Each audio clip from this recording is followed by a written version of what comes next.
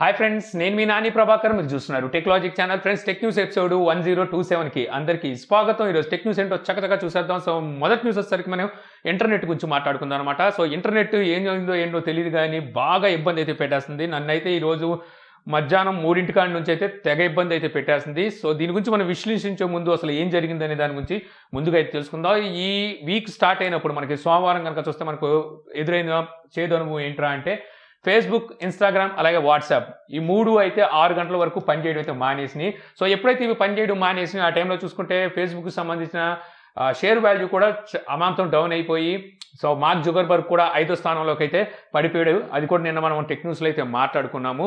So ఆ తర్వాత చాలా మంది అయితే ఈ వాట్సాప్ డౌన్ అవడం వల్ల సఫర్ అయినట్టుగా అయితే తెలుస్తుంది. మేజర్గా చూసుకుంటే ఎవరైతే చిన్న చిన్న వ్యాపారస్తులు ఉంటారో సో వీళ్ళందరూ చాలా నష్టాన్ని చూసినట్టుగా అయితే ఇప్పుడు మనకి న్యూస్ అయితే వస్తుందన్నమాట. చాలా మంది ఇప్పుడు లావాదేవీలు కానీ లేకపోతే ఏదైనా చూస్తే వాట్సాప్ ద్వారానే కాన్వర్జేషన్ అయితే నడుస్తూ ఉన్నాయి.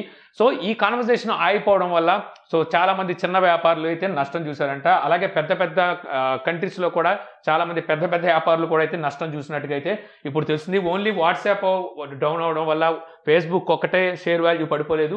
ఆర్థికంగా చూసుకుంటే చాలా మందికి అయితే నష్టం జరిగినట్టుగా అయితే తెలుస్తుంది అనమాట. ఇలా నిజంగా నష్టపోయిన వాళ్ళు మీరు కూడా ఉన్నారా? ఒకవేళ వ్యాపారం ఏమైనా ఆగిపోవడం లేకపోతే మీకు రావాల్సినవి ఏమైనా కాన్వర్జేషన్లో మిస్ అవ్వడం సో ఇలాంటివి ఏమి జరిగే ఉంటాయి ఖచ్చితంగా. అలాంటి వాళ్ళు ఎవరంటే కింద కామెంట్ అయితే చేయండి. అయితే ఇది ఇలా ఉండగా ఈ 6 గంటలు ఎప్పుడైతే వాట్సాప్ డౌన్ అయిందో ఆ టైంలో టెలిగ్రామ్కి భూమి పెరిగినట్టుగా తెలుస్తుంది అనమాట. చాలా మంది టెలిగ్రామ్ అయితే మక్కువ చూపించారు. కేవలం ఈ 6 గంటల్లోనే 7 కోట్ల మంది ఈ టెలిగ్రామ్ని అయితే డౌన్లోడ్ చేసుకొని అకౌంట్స్ ఓపెన్ చేసి టెలిగ్రామ్స్ యూజ్ చేసినట్టుగా తెలుస్తుంది అనమాట.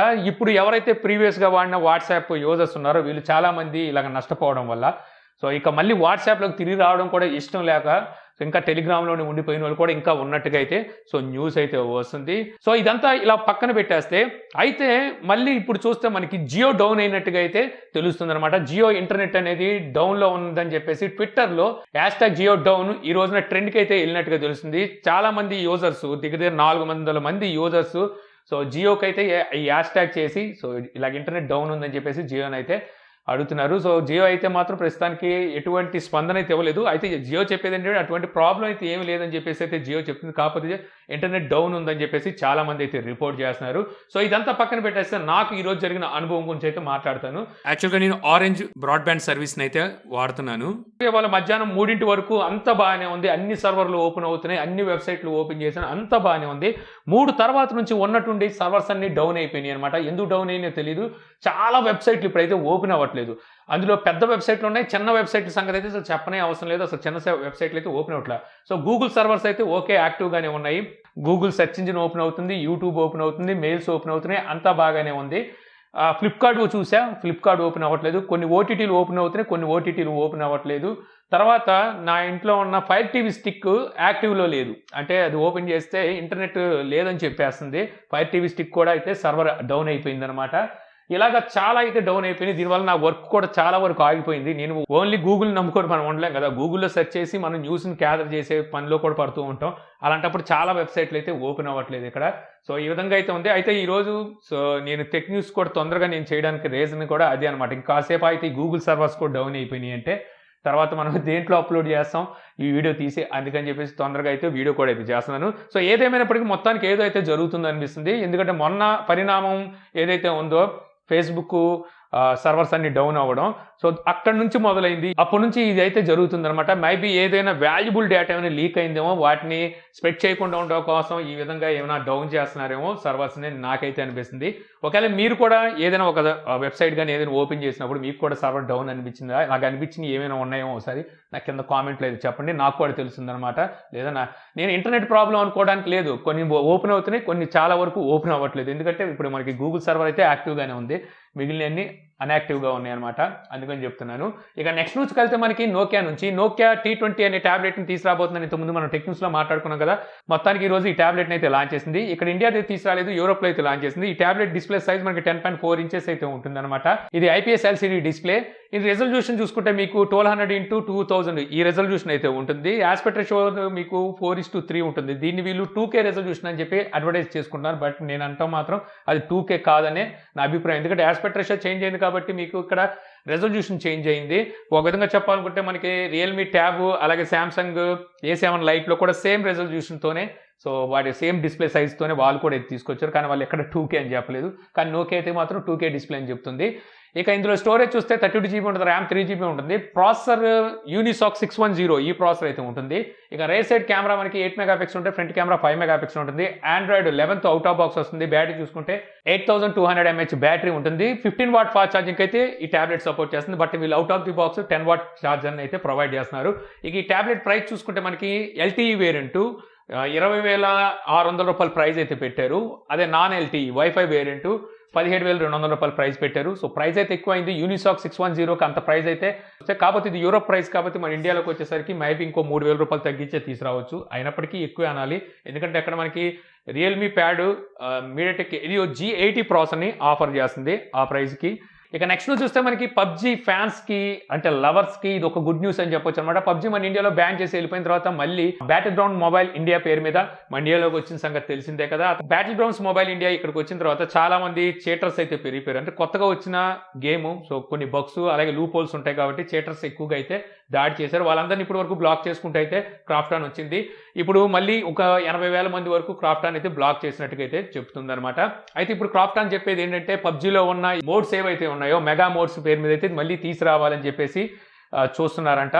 సో దీని ప్రకారం చూస్తే మనకి మొత్తం 7 మోడ్స్ అయితే రాబోతున్నట్టు తెలుస్తుంది. Metro Royale, payload 2, infection mode, survival till dawn, Titan last stand, Runic power, Vikendi. So ఈ మోడ్స్ ని ఇప్పుడు మనకి బ్యాటిల్ గ్రౌండ్స్ మొబైల్ ఇండియాలో త్వరలో అయితే ప్రవేశపెట్టబోతున్నారు. ఎప్పుడు తీసుకొస్తారు ఏంటి అనే దాని మీద వీళ్ళు ఎటువంటి ఇన్ఫర్మేషన్ అయితే ఇంకా ఇవ్వలేదు. ఇక నెక్స్ట్ చూస్తే మనకి IQ8 అండ్ 8 Pro ఈ రెండు మొబైల్స్ ని రీసెంట్ గానే వీళ్ళు చైనాలో లాంచ్ చేసిన సంగతి తెలిసిందే, కానీ లాస్ట్ మంత్ అనమాట వీళ్ళు లాంచ్ చేశారు. సో ఈ అక్టోబర్ ఎండింగ్ నాటికి కానీ నవంబర్ స్టార్టింగ్ ఫస్ట్ వీక్ లో కానీ ఈ మొబైల్స్ మన ఇండియాలో తీసుకురావచ్చు అని చెప్పి అయితే తెలుస్తుంది. సో రీసెంట్ గానే వీళ్ళు అక్కడ IQ-Z5 లాంచ్ చేశారు. పెద్ద గ్యాప్ ఇవ్వలేదు, 2 days గ్యాప్ లో మన ఇండియాలోకి అయితే తీసుకొచ్చేసారు అనమాట. ఎందుకంటే ఇక్కడ మనకి ఫెస్టివల్ సేల్స్ నడుస్తున్నాయి కాబట్టి తీసుకొచ్చారు. అఫ్ కోర్స్ ప్రైస్ కూడా పర్వాలేదు, మంచి ప్రైస్ లో తీసుకొచ్చారు. సో వీటిని కూడా అప్పుడే తీసుకొచ్చేవలసింది, ఎందుకంటే ఇప్పటికే చాలా రోజులు అయిపోయింది. సో తొందరగా తీసుకొస్తేనే మార్కెట్ వేడిగా ఉన్నప్పుడే చకచక అమ్మేసుకోవచ్చు. ఇక నెక్స్ట్ చూస్తే మనకి గూగుల్ ఇప్పుడు వరకు తీసుకొచ్చిన ఏవైతే ఆండ్రాయిడ్ ఆపరేటింగ్ సిస్టమ్ ఉందో ఫస్ట్ నుంచి ఇప్పుడు వరకు తీసుకొచ్చిన ఆపరేటింగ్ సిస్టమ్కి వీళ్ళు ఏదో ఒక తినే పదార్థం పేరు అయితే పెట్టుకుంటూ వచ్చేవాళ్ళు అనమాట. లాస్ట్ వీళ్ళు గూగుల్ ఆండ్రాయిడ్ 9తో వీళ్ళు ఆపేశారు. ఆండ్రాయిడ్ 9లో ఆండ్రాయిడ్ 9ని మనం పై అని చెప్పి అయితే పిలిచేవాళ్ళం, ఆండ్రాయిడ్ పై అని చెప్పేసి. ఆ తర్వాత వీళ్ళు ఆండ్రాయిడ్ 10 తీసుకొచ్చారు, తర్వాత 12 తీసుకొచ్చారు. సో వాటి రెండింటికి వీళ్ళు ఎటువంటి పేరుని అయితే వీళ్ళు పెట్టలేదు, అంటే ఈ తిను పదార్థాల పేర్లను అయితే వీళ్ళు పెట్టలేదు. అయితే వీళ్ళు తీసుకొచ్చే ఈ పేర్లు కూడా ఆల్ఫాబెట్ లో అయితే తీసుకొస్తూ ఉంటారు. ఈ లెక్కను చూసుకుంటే మనకి P తర్వాత మనకి 10కి Q రావాలి, ఆ తర్వాత 11కి R రావాలి. దానికి సంబంధించి ఎటువంటి పేర్లు అయితే బయటికి రాలేదుగా. కాకపోతే అంతర్లీనంగా గూగుల్ ఎంప్లాయీస్ క్విన్ కేక్ అని చెప్పి 10ని రెడ్ వెల్వెట్ కేక్ అని చెప్పేసి 11 అయితే పిలుచుకుంటూ వచ్చారంట.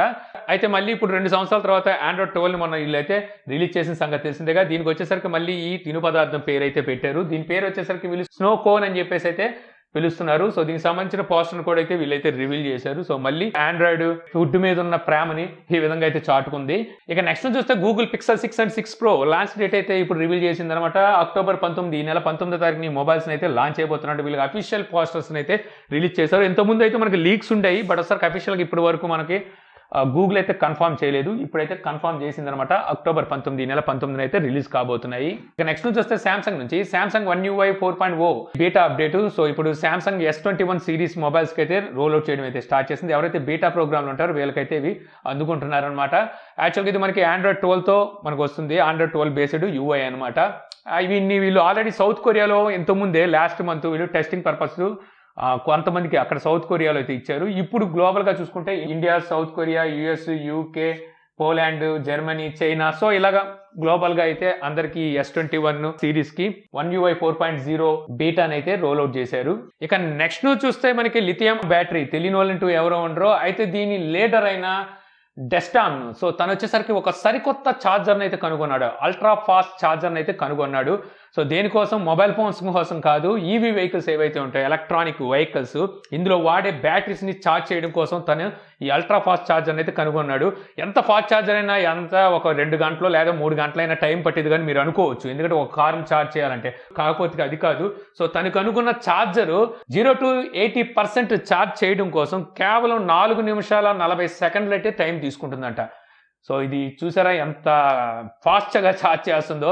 సో దీని ప్రకారం చూస్తే ఇది పెద్ద విప్లవం అని చెప్పొచ్చు. సో ఈ రోజున మనం ఎలక్ట్రానిక్ వెహికల్స్ ఏమైనా కొనాలి అనుకుంటే లాంగ్ డ్రైవ్ చేయడానికి పనికిరావు. ఎందుకంటే ఛార్జింగ్ స్టేషన్స్ లేవు, మళ్ళీ ఛార్జ్ ఎక్కాలంటే ఒక పూట వేస్ట్ అవుతుందని చెప్పేసి చాలామంది ఆలోచిస్తున్నారు. అలాంటిది 5 నిమిషాల్లోనే ఫుల్ ఛార్జ్ అవుతుంది అంటే సో ఎంతమంది మొక్కు చూపిస్తారు. సో అలాగా 5 నిమిషాల్లో ఫుల్ ఛార్జ్ అయ్యే ఛార్జర్ అయితే తను కనుగొన్నాడు అనమాట.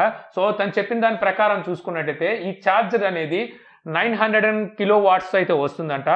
500 కిలోమీటర్లు ప్రయాణించే బ్యాటరీని కేవలం 5 నిమిషాల్లోనే 0 to 80% వరకు ఛార్జ్ చేయగలదని చెప్పేసి తనైతే చెబుతున్నాడు.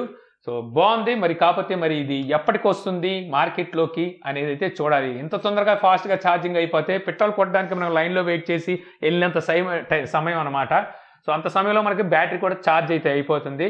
సో ఇంతే ఫ్రెండ్స్, నాకు ఈరోజు ఇంట్రెస్టింగ్ అనిపించిన టెక్ న్యూస్ వీడియో మీకు నచ్చింది అనుకుంటున్నాను. వీడియో కనుక మీకు నచ్చితే లైక్ చేయగలరు. యూట్యూబ్లో మా ఛానల్ ఇంకా సబ్స్క్రైబ్ చేసుకోకపోతే సబ్స్క్రైబ్ చేసుకోవడం మర్చిపోమాకండి. So thank you for watching. జై హింద్.